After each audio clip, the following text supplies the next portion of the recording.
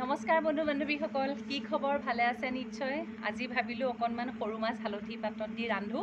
সেয়ে মই মোৰ চাদৰৰ ওপৰৰ বাগানখনলৈ আহিছোঁ, যিহেতু মই ইয়াত হালধি পাতো লগাইছোঁ, লগতে নৰসিংহ গছ আছে।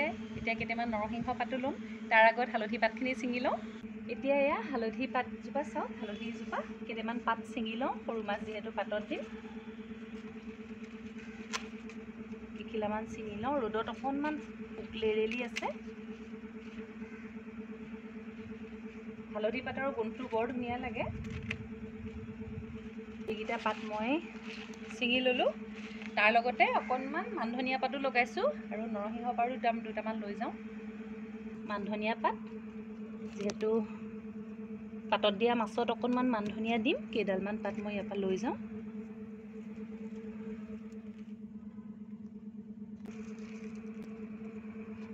আৰু লগতে কেইটামান পাত দি দিম, বেছি নালাগে, এইকেইটা লৈছোঁ। সৰু মাছ পাতত দিয়া আৰম্ভ কৰোঁ। এতিয়া মই সৰু মাছখিনি পাতত দিবৰ কাৰণে ভালদৰে মাছখিনি ধুই ল'লোঁ আৰু আটাইখিনি উপাদান ইয়াতে এইদৰে প্ৰস্তুত কৰি লৈছোঁ। আৰু লগতে কেইখিলামান মই মানধনিয়া পাত লৈছোঁ, নৰসিংহ পাত কেইখিলামান, জলকীয়া আৰু এয়া হালধি পাত কেইখিলা ভালদৰে ধুই লৈছোঁ। এতিয়া এইদৰে পাৰি লৈছোঁ, প্ৰায় 3খনমান হালধি পাত মই এইদৰে পাৰি ল'লোঁ আৰু তাৰ ওপৰতে মই আৰু এখন সৰুকৈ দি লৈছোঁ। এতিয়া মই মাছখিনি তাতে দি দিছোঁ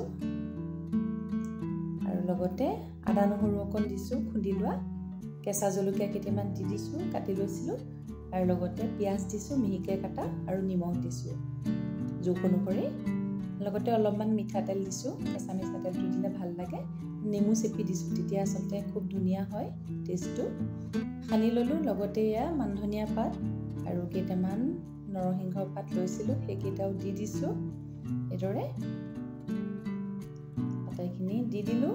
এতিয়া ভালদৰে আকৌ এবাৰ মই হেতাৰ সহায়েৰে লৰাই লৈছোঁ এইদৰে, আৰু দুটামান কেঁচা জলকীয়া ওপৰতে দি দিছোঁ।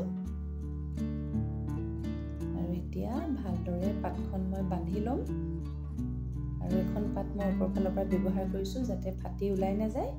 এতিয়া এইদৰে বান্ধি লৈছোঁ আৰু সূতা এডালৰ সহায়েৰে বান্ধি ল'ম যাতে ওলাই নাযায়। এয়া চাওক, সূতাৰে খুব ভালদৰে এইদৰে বান্ধি ল'লোঁ। এতিয়া পাতত দিবৰ কাৰণে প্ৰস্তুত হৈ গৈছে সৰু মাছখিনি। এতিয়া এখন কেৰাহী পাতিছোঁ, তাতে অকণমান মিঠাতেল দিছোঁ আৰু এইদৰে লৰাই দিলোঁ যাতে লাগি নধৰে, সেইটো কাৰণে মিঠাতেলটো ব্যৱহাৰ কৰিছোঁ। আৰু তাতে পাতত দিয়া মাছখিনি দি মই ঢাকোনখন লগাই দিছোঁ। প্ৰায় এইদৰে 20 মিনিটমান ঢাকি ৰাখিলোঁ। এতিয়া লাহেকৈ মই লুটিয়াই দিছোঁ যাতে পিছৰ ফালৰ অংশ ভালকৈ সিজি আহে। এয়া আকৌ এবাৰ ঢাকি দিলোঁ। এয়া প্ৰায় 20-25 মিনিট হ'ল, ঢাকন উদঙালোঁ। আমাৰ পাতত দিয়া মাছ প্ৰস্তুত হৈ গৈছে।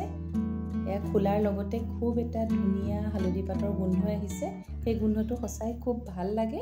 কলপাততো দি খোৱা যায়, তথাপি এই হালধি পাতৰ গোন্ধটো বহুত বেছি ভাল লাগে। এইদৰে আপোনালোকে খাই চাব, নিশ্চয় সকলোৱে খায়, চবৰে বনোৱা আচলতে পদ্ধতিটো বেলেগ বেলেগ। এইদৰে এবাৰ ৰান্ধি খাই চাবচোন, খুব ভাল লাগে। এয়া আমাৰ হালধি পাতত দিয়া মাছ প্ৰস্তুত হৈ গৈছে। এতিয়া এইদৰে মই পৰিৱেশন কৰিছোঁ আৰু লগতে অকণমান ভাতো দি দিছোঁ আৰু এটা কেঁচা জলকীয়া আৰু এইদৰে নেমু এপিচৰ সৈতে সজাই দিছোঁ।